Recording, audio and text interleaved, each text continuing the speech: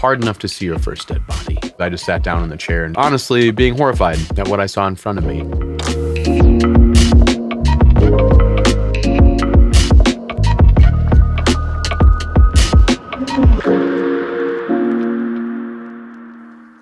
Death and you. I'm Victor M. Sweeney, the so-called internet's favorite mortician, really just a small-town undertaker, sharing his stories and musings with those of you out in cyberspace. We're trying a different style today. As part of the show, we always try to include the people that send in their questions, which we will do, as always. But I have had so many questions come in over the last weeks about people interested in entering the death industry. So rather than answer the same question a dozen times or more, I'm going to monologue today and direct it to death and you are future funeral professionals. And if you aren't looking at going into funeral service, I encourage you to still listen, because there is a piece of this that really, honestly, is just my philosophy. So if you want to open a window into my brain, if you will, stick around. I want to take a brief moment to just ask everyone real quick here, like and subscribe if you haven't already. You know the whole spiel. But more importantly than that, I'd really love it if you shared it with your friends. Not just your friends who are looking at going into funeral service, because of course there are tons of those. No, I want you to share with a friend because these are important discussions. This is about the big things, about life and death. Now, in keeping with what we've established on Death and, I am going to answer listener questions, but they're going to be wildly different than what we are going to talk about and monologue about in this episode. So let me pick a few choice questions. See what you think.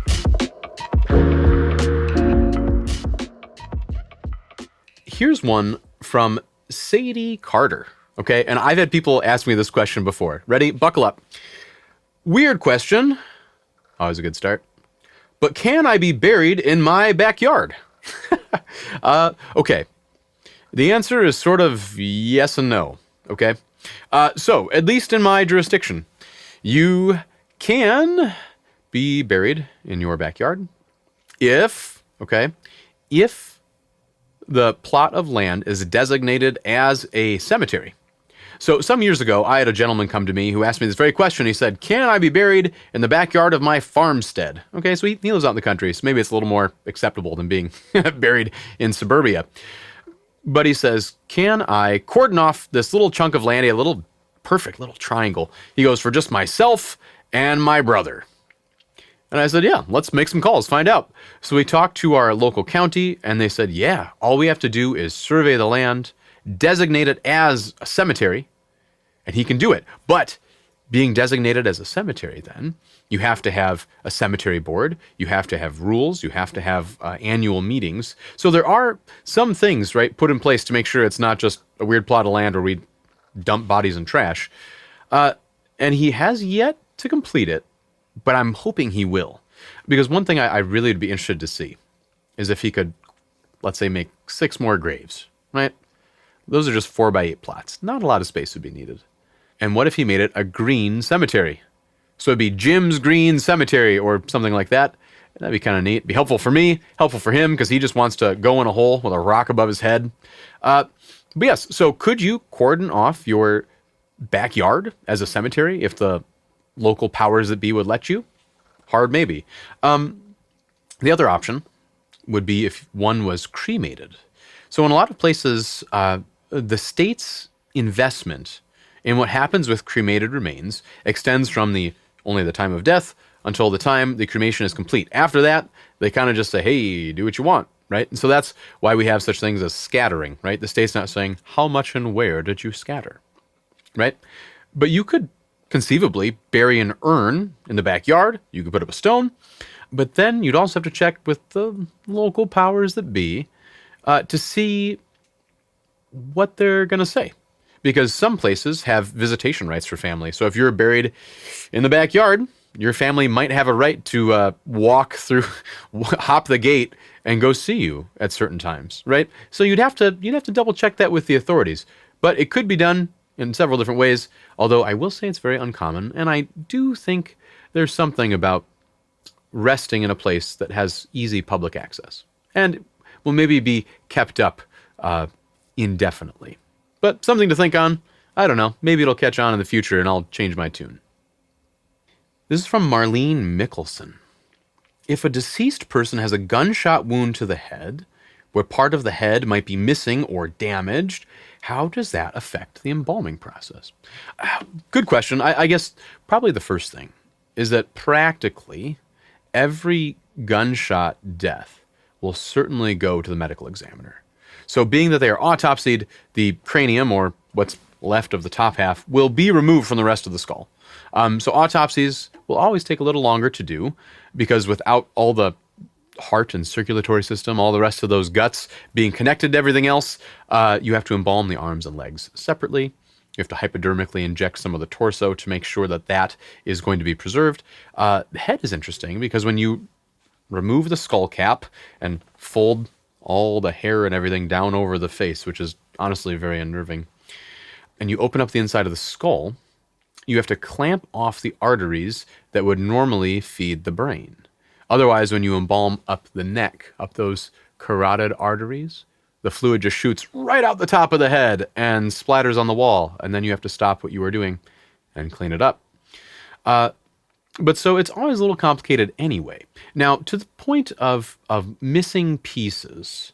So I had this happen, not with a gunshot actually, but with a fall. So I had someone fall from quite a height. And as part of their treatment, they removed maybe a quarter of the cranium. So they were not autopsied, but part of their skull was missing. And I never did receive it. So I'm embalming. I know I'm going to have problems, and there's lacerations on the head anyway. So I open up all of those that have been stitched closed by the hospital, and the whole, whatever side of the head it was squishy because there's no skull. And not only that, but as I'm embalming up, the brain is oozing out through the holes. Kind of gross. So what I did is I excised most of that was in the way. And then I took a head block. So it's this styrofoam neck holder that the body rests on. And I just carved that with a knife into what I thought approximated the piece of the skull that was missing. And just put that right over the kind of mushy brain. And so that way, at least the whole skull was firm. And then once it was firm, then I could get everything kind of tightened up and sutured and looking the right shape. So yeah, do gunshots affect that? Absolutely. Really any cranial injury is going to make things more complicated. But it's honestly just a matter of a little ingenuity, a little time, a little talent. You can figure it out.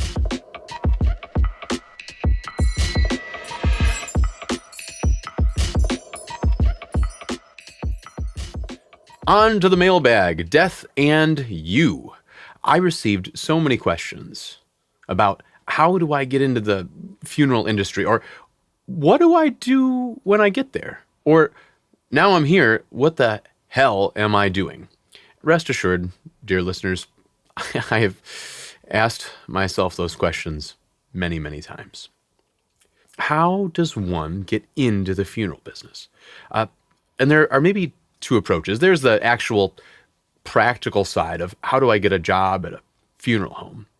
But I think the more important question is before that. Why do you want to do it in the first place? So here's my story. When I was a little boy, I always wanted to be a priest. Ever since the time I was a kid. And there's something about that profession, if you will, or as I like to call it, a vocation, right? A vocation is something you are meant to do. And it doesn't have to strictly be religious here. It could be anything, right? If you were meant to be a sanitation worker, right? It's possible.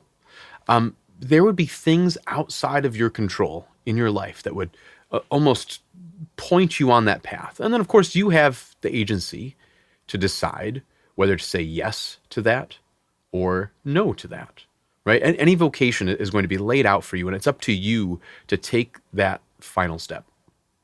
And so in my life, I thought my vocation would be to the priesthood.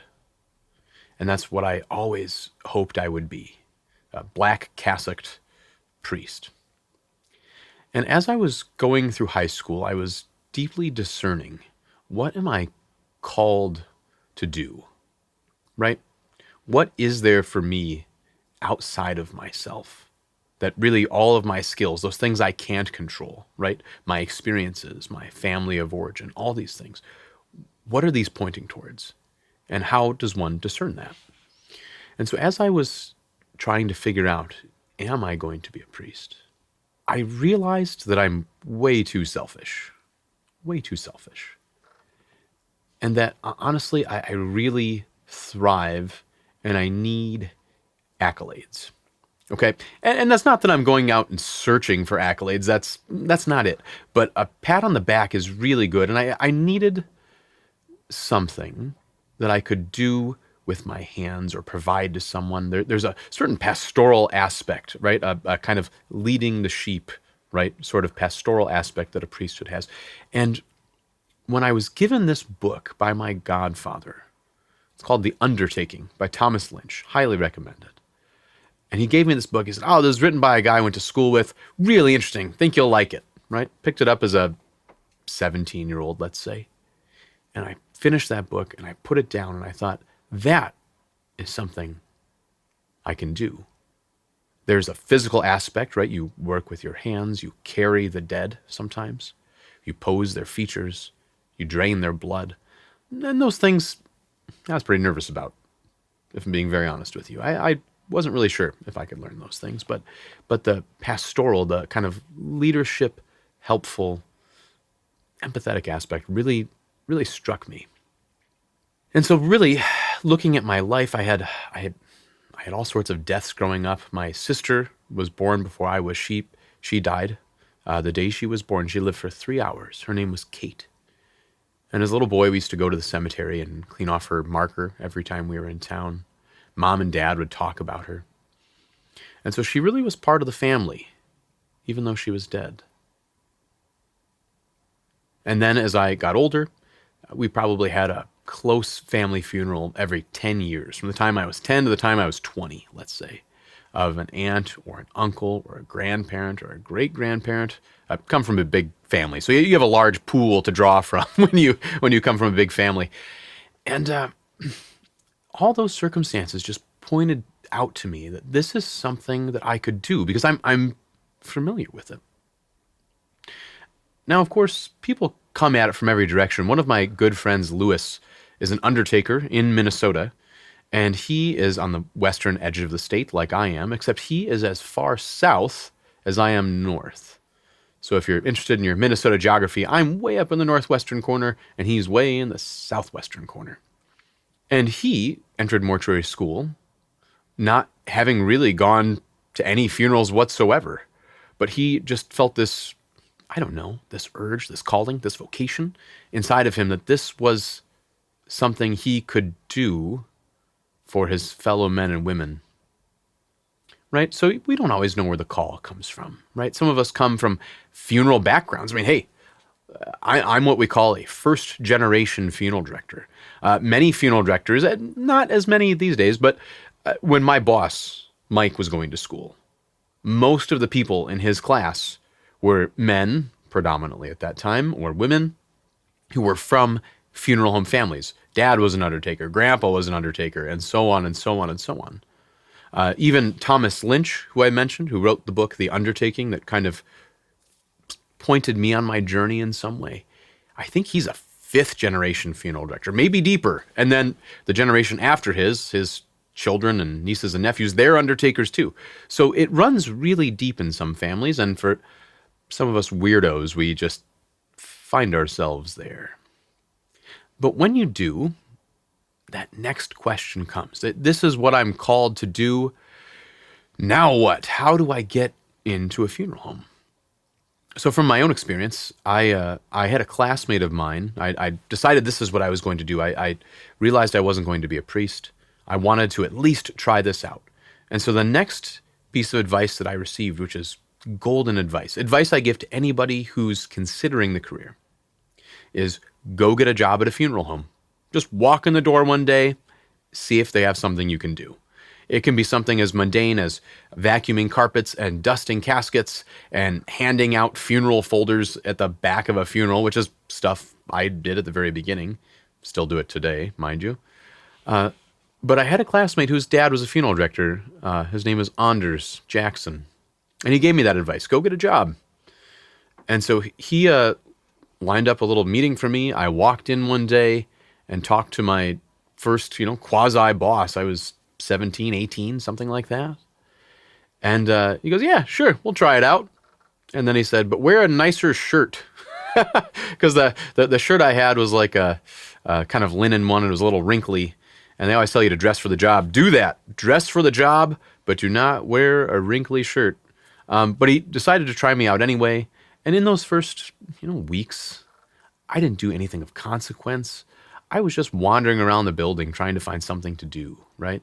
Or riding shotgun to a funeral with one of their old helper guys, right? Setting up flower stands, and just simply being around the environment. That's huge, because that will tell you really quick if this is something that suits my temperament or if it doesn't, right? Being around the grieving is something of a challenge. And I'm not saying that that's bad, right? Grieving is good. Being around it is hard, right? It doesn't matter who you are. It's a challenge. But knowing if you can just handle that, how do you process that? And then I've mentioned it before in other interviews, but maybe I was a couple weeks in, and Bob, the boss, took me aside and he said, hey, I think it's time for you to see your first embalming. We have one coming in. And as fate or ill luck maybe would have it, it was an 18-year-old girl who died in a car crash. And I was 18. And she'd come back from the medical examiner. She was autopsied. So right away, it's already hard enough. It's hard enough to see your first dead body. It's hard enough that it's someone your age. Way harder that it's an autopsy, because the first thing that one does is undo the sutures that go from the sternum, right, top of the sternum, base of the neck, all the way down to the pubic bone. And so the first thing I had to see was those sutures being cut and like her chest and breast just flopping over and the inside of the rib cage, which is something I'd never seen before. Damn near passed out. I'm really glad they had a chair there, because I just sat down in the chair and just went like borderline catatonic for a little while, just sat there taking deep breaths and just honestly being horrified at what I saw in front of me. And I came home that night. My parents were very curious as to how it all went. They both had backgrounds in psychology. So they're like, are you okay? Are you going to be all right? How are you going to be? And honestly, I clammed up a little bit. I don't know if that's good or bad. I just clammed up. I was like, hey, I don't really want to talk about it. I'm going to bed. And then the next day I came back to work, so that was a good sign. And the body that came in that day was that of an infant. And that is terrible. And then the third one was an old man, and that's more like what you are going to get day in and day out at the funeral home. But I think having had to, blast through the ice with maybe two of the worst kinds of deaths that I still deal with today, right? Those of youth are extremely challenging. But it was good. It was good in some ways, because I got the hard stuff out of the way, and I figured, well, if I can do that, if I can see that, if I can work with that, I can probably work with anything. There were some questions that were sent along about, I keep having undertakers tell me I shouldn't do this, okay? And that is very much the case. So I was working at the funeral home in my hometown, and I'd gone with my girlfriend, my now wife, by the way, to a family wedding in a little small town in western North Dakota. And I ran into the undertaker there. I was kind of, blind dated by my wife's grandma, who told me, you got to go talk to Bob Schmidt. Bob Schmidt, he's the local guy. Talk to him, right? Because that seems like the natural thing, right? You have someone who's interested in becoming a doctor. You have them go talk to a doctor, right? someone who's interested in becoming an undertaker, have him go talk to an undertaker. Bob was extremely, I'm not saying dismissive. He was really attentive, but he was really trying to dissuade me from pursuing funeral service. This is kind of the thing you do, I think, when you have a license and there's someone else who's looking at going into the business.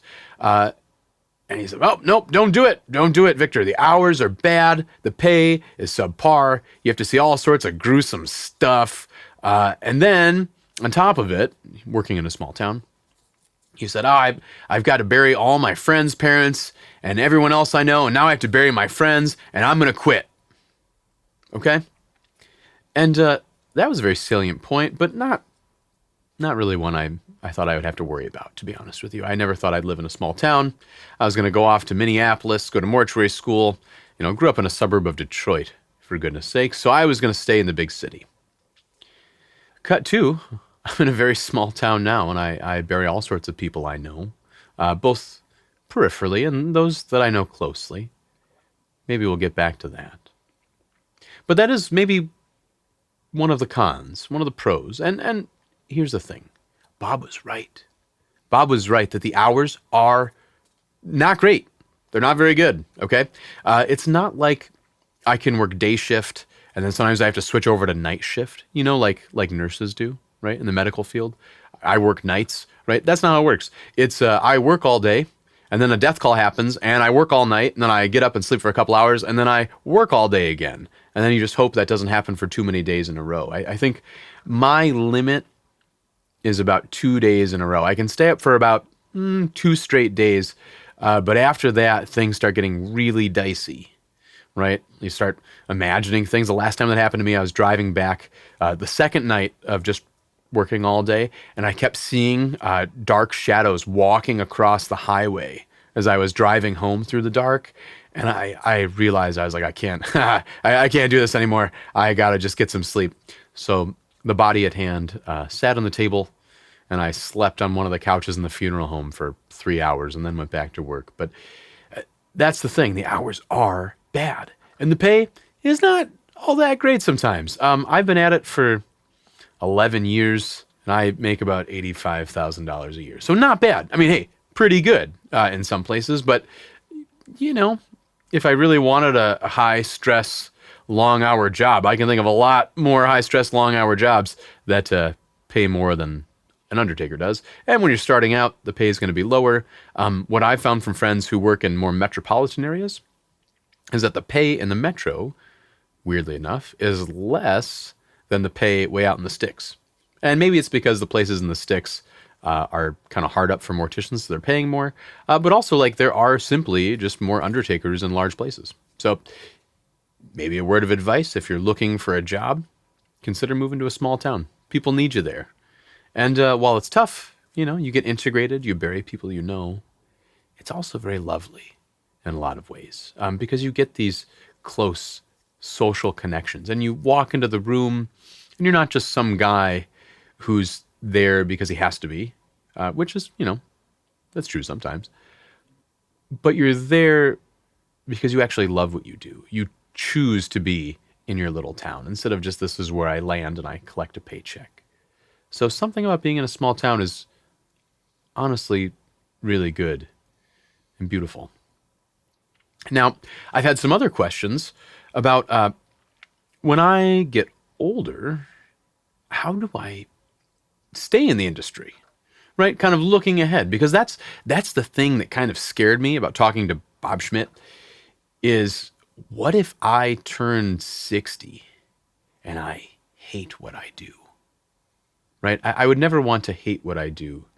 The kind of quiet desperation sounds awful, doesn't it? And there are people who live this every day. I want to do something with my life that I can enjoy, even if the hours are bad, even if the pay is subpar, even if it's stressful and gross. I want to be able to enjoy it. So, I think it's all about the mindset, right? Because there are times where I really don't want to work. Let's be honest. Your second night call in a row, you don't really want to go back out. But I think my guiding principle anyway is that I care a great deal. And I find that if I can take a breath and say, you know what, somebody out there is having a worse night than me. Not the dead body. They're clearly, they're clearly having a worse night than you. But thinking, oh, their son, their daughter, their niece, their nephew, whomever that might be, they're having a worse night than me. They're having this pivotal action, this thing of utmost consequence happen to them. And I know how to help. So would it not be best for me to suck it up, and even though I've just gotten into my pajamas and laid down, to get my dress clothes back on and go out the door? Right? Because we have a duty, we undertakers. And those of us that are pursuing it will learn this really quick. Whether you want to rise to the duty, or maybe you like the frills, right? You like the black, you like the lace and the hearse and the suit. But all those things too. Even, I was a weird guy, okay? I still kind of am. But I thought driving the hearse was a pretty attractive idea, right? Interesting car, makes people stop. You wear black, right? I can't deny that. It is kind of cool. But at a certain point too, I think you realize that all of those trappings are directed at some greater good, at something outside of yourself, right? We talk about vocation being outside of yourself. This is when you lean into that. You step outside of yourself and you realize, oh, I only drive the hearse when there's a dead body in the back. And there's dead body in the back because someone's loved one has died. Or I wear a suit every day, and I wear a suit out of respect for the dead body and the family here because someone's dead loved one has died, right? Or I drive out in the middle of the night, and I'm the one who kind of is the fixer, the problem solver, right? That famous line from The Godfather, right? Work your magic, I wish I could quote it directly, but I'm a bum. I don't remember it offhand. But, fix him because I don't want his mother to see him like that, Because we do have something we can do that almost no one else can. But again, that's aimed at doing something because we don't want his mother to see him like that, you see? It has to be outward directed. That's the only way you're going to survive. And does that take a lot of emotional capital to think that way? I think it does. I think it takes a great deal of effort and mental strength to say, yes, someone's having a worse night than me. Try to beat some of that selfishness. And I'm naturally a selfish person, okay? But I think if you do this long enough, you start to fight that tendency a little bit. And I think that's good. And people see that, right? People see that when they go, oh God, you're here at 2 a.m. Why are you here at 2 a.m.? And the simple answer is, it's because I love you. I don't know you yet, but I love you.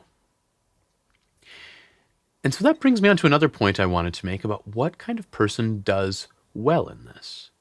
So I once had someone comment, I can't remember, on YouTube somewhere, right? About, I'm an empath.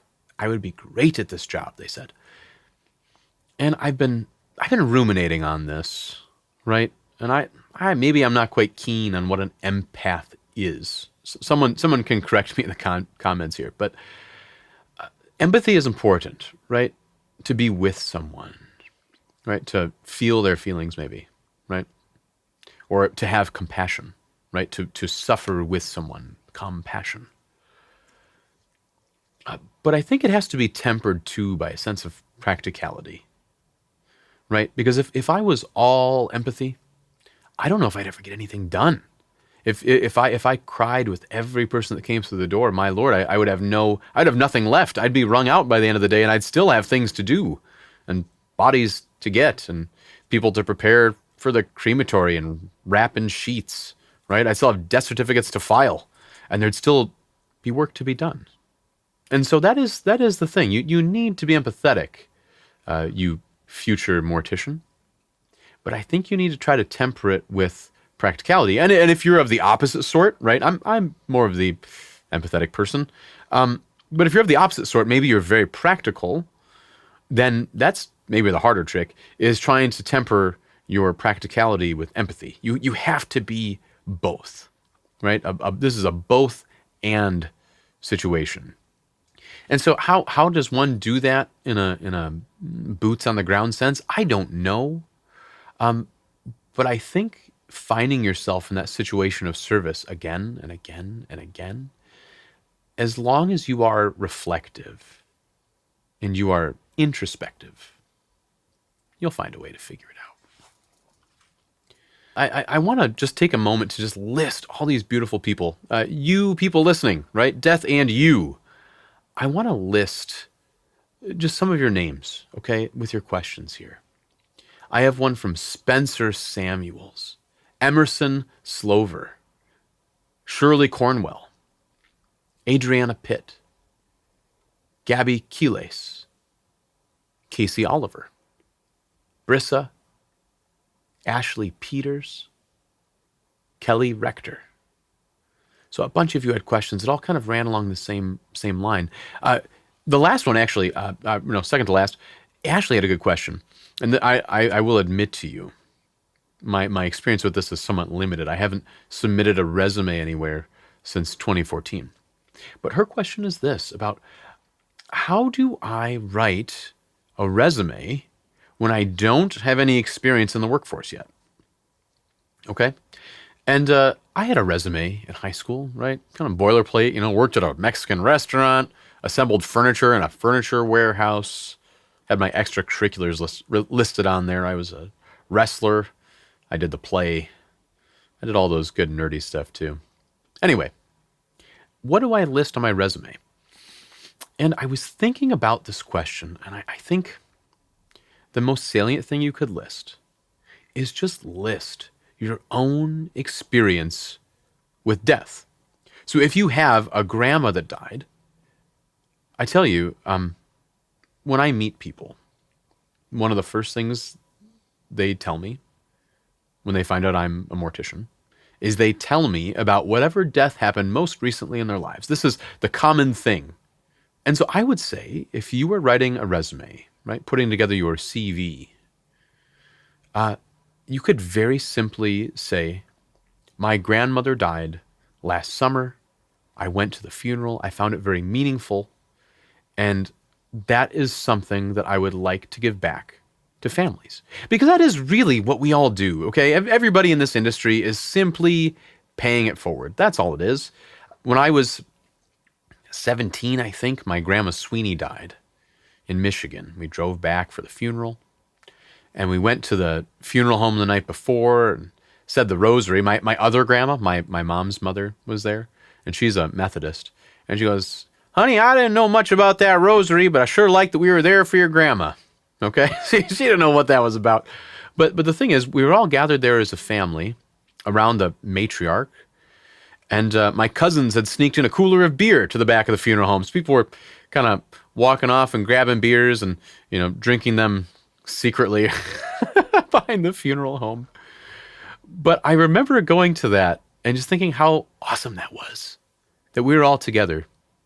And that maybe I didn't have a good handle of why we were there. I mean, I guess I was 17. I was thinking about these things already, grappling with what I was meant to do. But now when I get a chance, do I encourage families to have a visitation, to just sit around and reflect on a life in a kind of neutral, low stakes sort of setting like my funeral home chapel, which is, more or less a living room kind of setting? Yes, I do that. Because all I'm doing is paying it forward. That's all any of us can do.